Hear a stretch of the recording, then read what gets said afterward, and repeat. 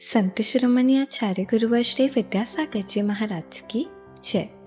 और हम योग प्रणेता पूज्य गुरुवर श्री प्रणम्य सागर जी महाराज की जय। ओम अरहम नमः। श्री तत्वाद सूत्र के शंका समाधान सत्र में आप सभी का स्वागत है। आज पूज्य श्री के द्वारा आपकी की गई शंकाओं का समाधान किया जाएगा। यदि आप भी अपनी शंकाएं भेजना चाहते हैं तो विजिट कीजिए ttv.arham.yoga और हमारे शंका समाधान फॉर्म को फिल कीजिए। सत्र संबंधी शंकाओं का समाधान स्वयं पूज्य श्री करेंगे। इस कक्षा की सभी जानकारियां जानने के लिए आप हमारी वेबसाइट ttv.arham.yoga को विजिट कर सकते हैं।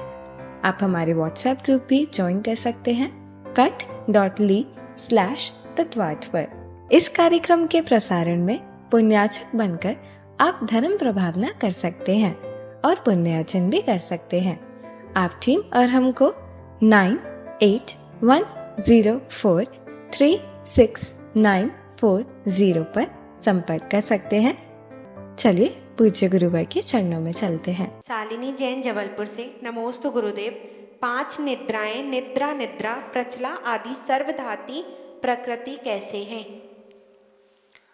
सर्वघाती का मतलब ये होता है कि जिन प्रकृतियों के उदय में आपको कुछ भी ध्यान न रहे, ज्ञान न रहे, है ना, वो आपके गुणों का घात करें।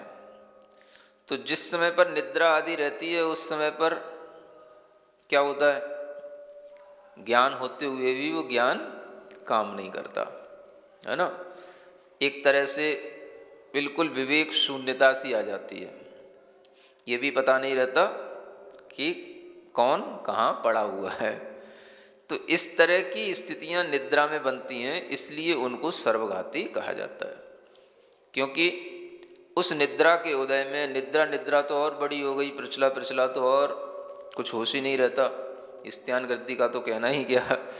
तो इन निद्राओं के उदय में जीव अपनी ज्ञान दर्शन शक्ति को एक तरह से ढक देता है ना, एक तरह से विस्मृत कर देता है।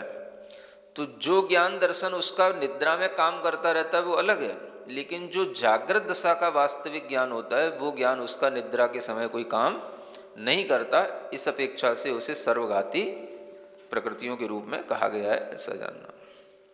प्रवंजना जैन अहमदाबाद से नमोस्तु मुनिवर। मेरी संख्या अध्याय 3 से है। भोग भूमि के पुरुषों के श्रृंगार में आपने बताया कि 16 श्रृंगार में एक छुरी और एक तलवार होती है, तो वहाँ पर तो सब सुख साता से रहते हैं, कसाई भी मंद होती है, फिर शस्त्र का क्या काम? इस तरह की आपकी चिंतन की जो शैली है ये उचित इसलिए नहीं है क्योंकि ये सब स्वाभाविक चीज़ें हैं। श्रृंगार में सब चीज़ों का अपना एक कहना चाहिए रस होता है। अगर सब तरीके के श्रृंगार के जो उपकरण हैं वो सभी साथ में रहते हैं तो उससे श्रृंगार में और अच्छा भाव आता है। तो इसका मतलब ये नहीं है कि वहाँ पर किसी छुरी और तलवार को चलाने की किसी को ज़रूरत पड़ती है, ऐसी कोई व्यवस्था नहीं है। ये ठीक है, लेकिन वो एक श्रृंगार की तरह है ना। माने जैसे कोई आदमी कमर में छुरी भी लगाए हो, कोई आदमी हाथ में तलवार लिए हो और सजा धजा हो, अच्छा लगता है। तो इस तरह से जो है वो एक केवल श्रृंगार के लिए ही है, और जो चीज़ें हैं वो नियामक ही होती हैं। और वहाँ पर किसी का अगर कोई इस तरह से घात वगैरह नहीं भी होता है तो भी वो उनके केवल सजने धजने के लिए ही उपयोगी उपकरण होते हैं, ऐसा जानना। अर्चना जैन मुंबई महाराष्ट्र। कुभोग भूमि के मनुष्यों का जन्म व मरण कैसे होता है और मरण के पश्चात कौन सी गति में जन्म होता है? कुभोग भूमि के मनुष्यों का जन्म कैसे होता है, मरण कैसे होता है?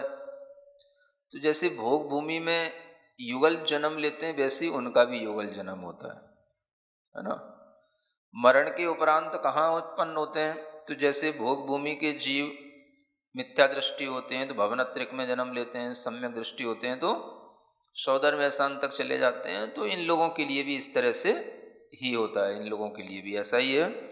और इनके भी परिणाम भोग भूमि में जिस तरह से मंद परिणामी होते हैं, ऐसी कुभोग भूमि में भी ये सभी मंद परिणामी होते हैं, क्योंकि वहाँ पर एक दूसरे से किसी को क्लेश नहीं होता। वातावरण इतना अच्छा रहता है कि सब अपना अपना सुख अपने अपने तरीके से भोगते रहते हैं, किसी को किसी से कोई दुख नहीं, क्लेश नहीं, चिंता नहीं, भय नहीं। इसलिए इन सबकी जो है मरण के उपरांत एकमात्र देवगति ही होती है, ऐसा जानना। अर्पिता थांदला, नमोस्तु गुरुदेव। जैन आगम में कलिकी उपकलिकी कौन होते हैं? ये कब और कितने अंतराल में होते हैं? ये क्या करते हैं? ये क्यों होते हैं? इनका अंत कैसे होता है? शास्त्रों के उल्लिखित वर्णन के अनुसार इस पंचम काल में, जिसे हम दुखमा काल कहते हैं, ये काल 21,000 वर्ष का है।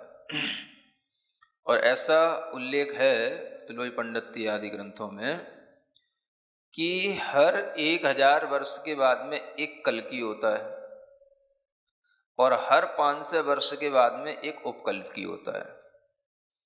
अब ये कल्की और उपकल्की इस तरह के राजा होते हैं जो एक तरह से धर्म को बहुत नष्ट कर देते हैं। अगर हम इतिहास उठा करके देखें तो ऐसे बहुत से अनेक राजा हुए हैं जिन्होंने धर्म को बहुत क्षति पहुंचाई। जहां पर पहले हजारों की संख्या में जैन लोग रहा करते थे, मंदिर आदि हुआ करते थे, उन सब मंदिरों को नष्ट कर दिया। लोगों को जबरदस्ती धर्म परिवर्तन कराया, तो जिनने करा तो कर लिया, नहीं करा तो वो अपना अपना स्थान छोड़ करके इधर उधर तितर बितर हो गए। तो इस तरह से वह जनसंख्या कम हो जाती है। जब हम किसी भी आयतन पर जैनों के किसी भी आयतन को अगर हम क्षति पहुंचाएंगे तो उससे जो है वो जनसंख्या में कमी आ जाती है। धर्म परिवर्तन के कार्य जबरदस्ती भी अनेक राजाओं के द्वारा पहले इतिहास में हुए हैं और बड़े बड़े अत्याचार हुए हैं। तो अब इनमें नाम तो किसी के नहीं है, लेकिन एक अनुमान अंदाज से इस तरह से आप लगा सकते हैं।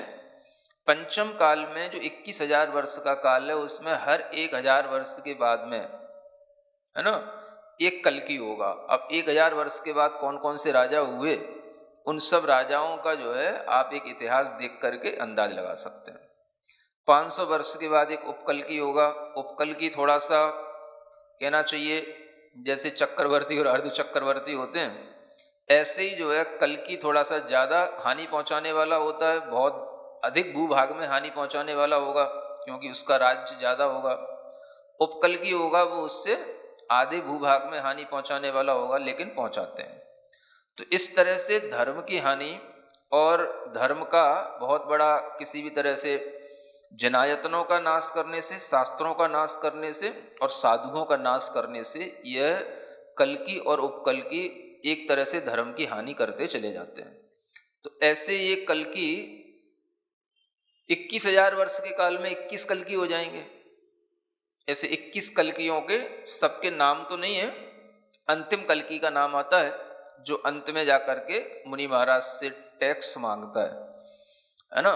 तो उसका वर्णन तो शास्त्रों में है ही है। इस तरह से इनका जो कार्य है वो धर्म का नाश करना ही है, और जो जिस तरह का कार्य करता है उसका मरण भी उसी तरह के अशुभ भावों से होगा। तो दुर्गति होती है सबकी। विशिष्ट उल्लेख इनका कि ये मर करके नरक में ही जाते हैं, ऐसा कुछ विशिष्ट उल्लेख पढ़ने में नहीं आया, लेकिन इतना जरूर है कि जो अधर्म करते हैं वो सब दुर्गति को ही प्राप्त होते हैं, इतना ही जानना। मयंक साह, पुणे। गुरुवर के चरणों में कोटि कोटि नमोस्तु। गुरुवर, मेरी शंका यह है कि त्रस नाड़ी के बाहर सिर्फ स्थावर जीव होते हैं, तो वहाँ वनस्पति कायिक जीव सिर्फ साधारण होते हैं या प्रत्येक भी? और वहाँ का जल सामान्य जल होता है जिसमें सिर्फ जल कायिक जीव होते हैं और त्रस जीव उत्पन्न नहीं होते? हाँ, त्रस नाड़ी के बाहर त्रस जीव तो उत्पन्न नहीं होंगे, बाहर केवल एकेंद्रीय जीव ही होंगे। लेकिन उन एकेंद्रीय जीवों में सभी तरह के ये निगोद जीव हो सकते हैं और किसी भी तरह के ये जलकायिक जीव हैं, ये सभी हो सकते हैं। अब उनको प्रत्येक वनस्पति वहाँ पर नहीं कह सकते, क्योंकि प्रत्येक वनस्पतियाँ कहाँ होंगी, तो उनके लिए कोई आधार होना चाहिए। वो प्रत्येक वनस्पतियाँ वहाँ पर कुछ उत्पन्न होने वाली भूमियों पर ही उत्पन्न होंगी। तो इस तरह से आप समझ सकते हैं कि साधारण वनस्पति का एक निगोद जीव सर्वत्र हैं, बाकी जल कायक, अग्नि कायक, इन सब जीवों का सर्वत्र जन्म आदि होने में कोई बाधा नहीं है। इतना जरूर है कि जो बादर जीव होते हैं उनके लिए किसी न किसी आधार की आवश्यकता होती है, और वो आधार वहाँ पर पृथ्वियाँ जो होती हैं उनके आधार से ये सब जीव तृष्णाड़ी के बाहर भी हो सकते हैं। रूबी जैन देहरादून से ही, नमोस्तु भगवान। मेरा प्रश्न यह है कि एक ही समय में कुल तीर्थंकरों की संख्या 170 कैसे होती है? कृपया मार्गदर्शन करें। कृपया मार्गदर्शन करें, कितनी बार तो कृपया करके बताया गया है। ऐसा लगता है कि आप लोग पुराने वीडियो सुनते नहीं हैं।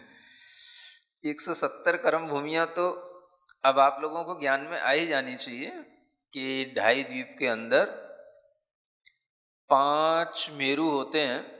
एक मेरु संबंधी 32 विधेय होते हैं। कितने? 32। तो 5 मेरु संबंधी कितने विधेय हो गए? 32 पंजे 160।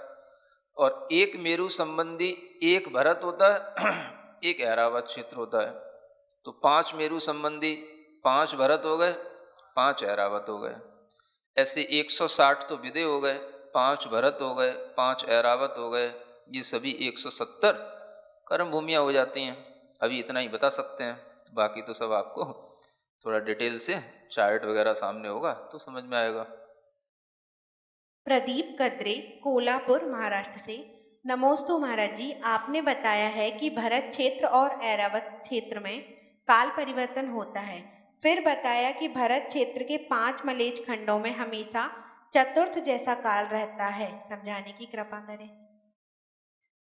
अब समझाने का मतलब यही है कि मलेच्छ खंड हैं, विजयार्ध पर्वत हैं, इनमें चतुर्थ काल जैसा काल रहता है। इसका मतलब यह है कि जैसे मान लो अभी ये अवसर्पणी काल चल रहा है, तो अवसर्पणी काल में जो चतुर्थ काल की उत्कृष्टता से लेकर के हीनता जब तक रहेगी, चतुर्थ काल जो अंतिम स्थिति में होगा, उस तरह का परिवर्तन उनमें होगा।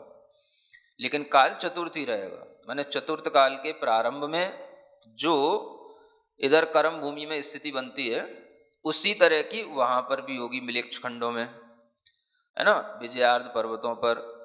और वही जैसे जैसे काल घटता गया, अब सर्पणी काल में जैसे ऊंचाइयां घटती गईं, तो उसी अनुसार सुख कम होते गए किसी भी तरह से, तो वैसा ही उन मलेच्छ खंडों में भी होता जाएगा। लेकिन काल चतुर्थ ही रहेगा।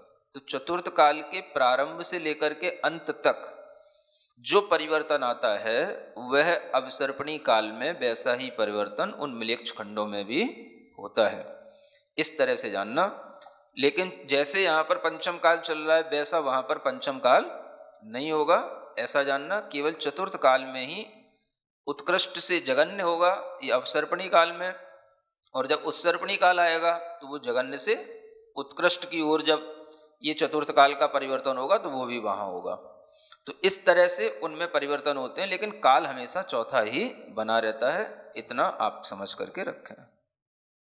मंजू मगन जैन, सागर, नमोस्तु गुरुदेव। मेरी शंका है कि जैसे कि आपने बताया था कि सूतक पातक में दान करने से मलेच्छ भूमि में जन्म लेते हैं, तो मैंने अभी महाराज जी को शास्त्र भेंट किया तो नहीं है, एक सहेली से शास्त्र भेंट करवा दिया था अपने मन से, तो क्या मुझे एक इसका पाप लगेगा? कृपया शंका समाधान करें। इतनी जल्दी कोई बहुत बड़े बड़े पाप नहीं लग जाते। इतना डर लगने लगा आपको पाप से, ये अच्छी बात है। स्वाध्याय से पाप से डर तो लगना चाहिए, लेकिन कोई ऐसा हम कोई इनडायरेक्टली किसी तरह का कोई दान आदि, ये ऊपरी दान कहलाते हैं। दान में आहार दान की जो प्रमुखता है वो अन्य दानों की नहीं रहती है।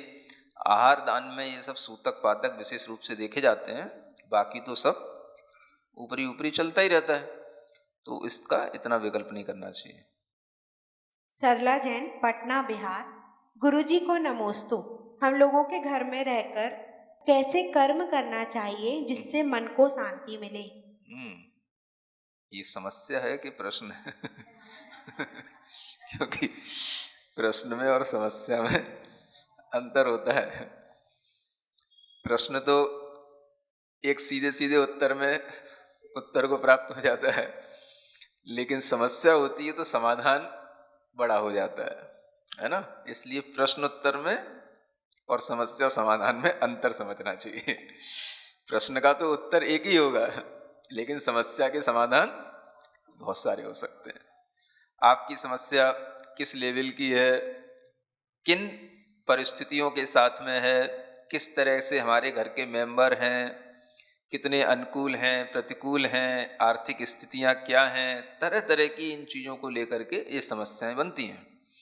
लेकिन अगर हम हर एक समस्या का समाधान शांतिपूर्वक देखना चाहते हैं और ये सोचें कि हम कोई भी कर्म करें तो कैसे सुखपूर्वक हम अपना जीवन जी सकें, तो उन कर्मों में आपको थोड़ा सा ये ध्यान रखना पड़ेगा कि हम कोई भी कर्म करें, एक तो हर कर्म हम, चाहे वो धर्म का कर्म हो चाहे अपने संसार का कर्म हो, हर कर्म हम थोड़ा सा अपने भावों को इस तरह से नियोजित करके करें कि धर्म के कार्य में हमारा उत्साह बना रहे, और जो संसार के कार्य हैं उनमें थोड़ा सा हमारा उत्साह इतना नहीं हो जितना धर्म के कार्य में होता है ना?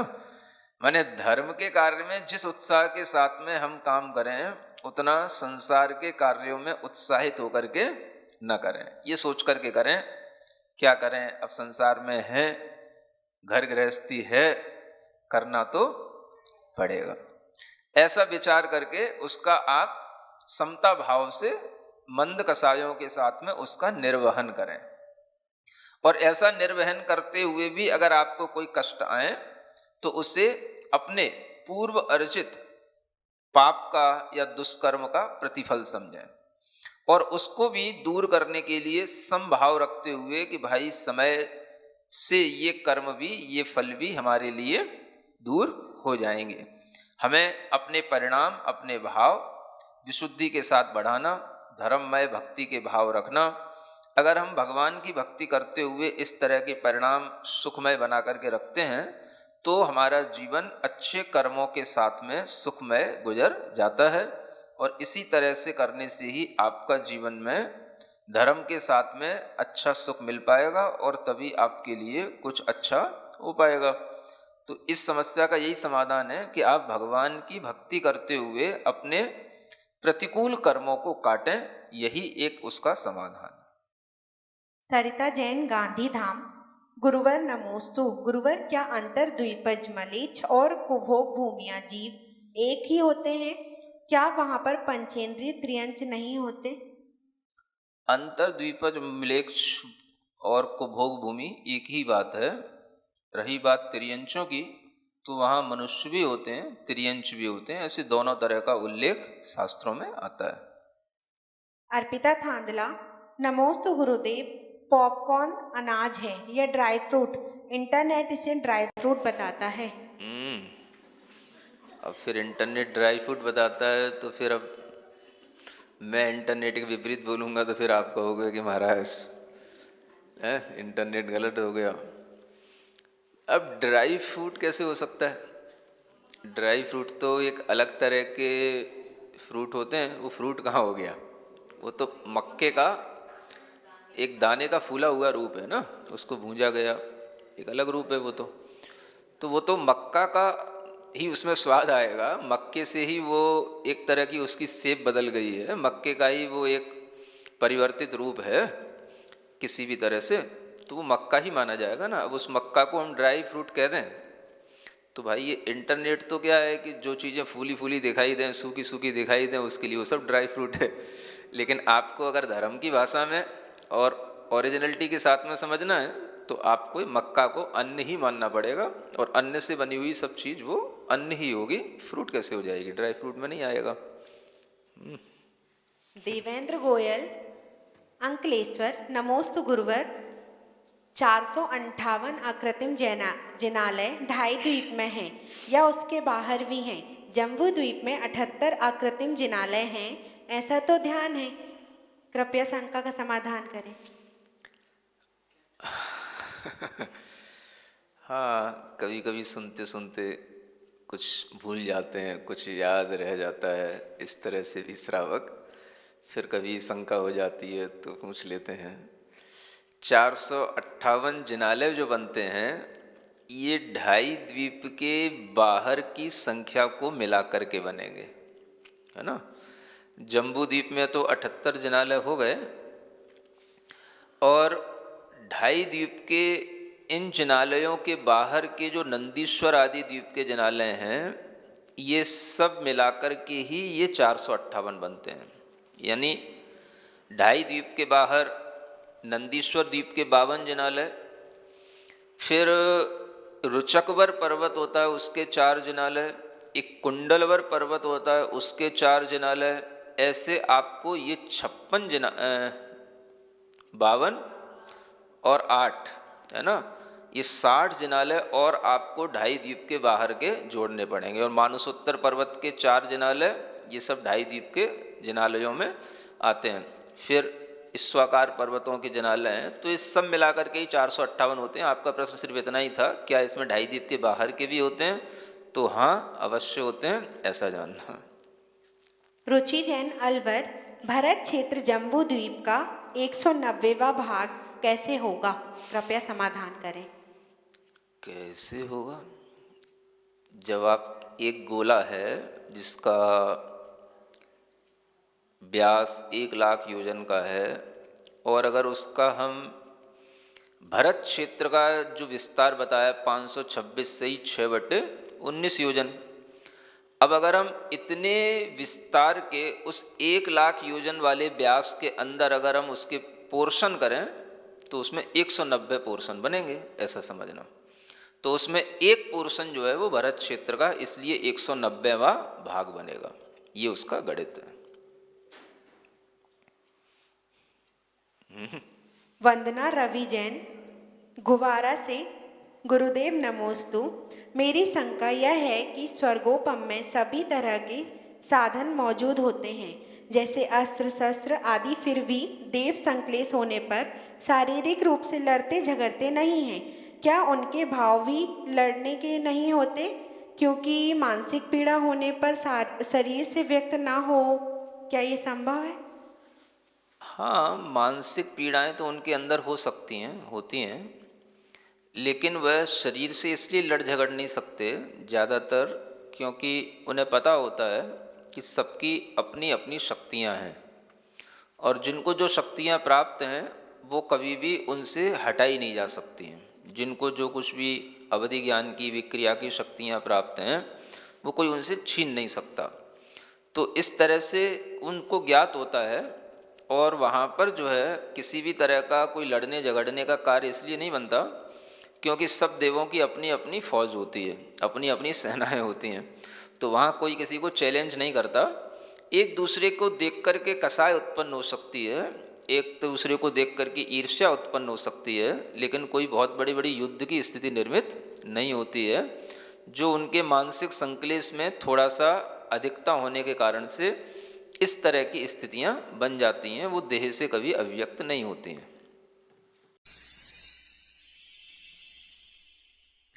सिरिजिणवाणी जग कल्याणी जग जन मदतम मोहरी जनमण हारी गढ़हर हारी जम जरा भव रोग हरि तिथ्य राणम दिव्य झुणिम जो पढ़ई सुणई मय्ये धारई राणम सौख मणंतम धर्य सासद मोक्ष पदम पावई सासद मोक्ष पदम पावई।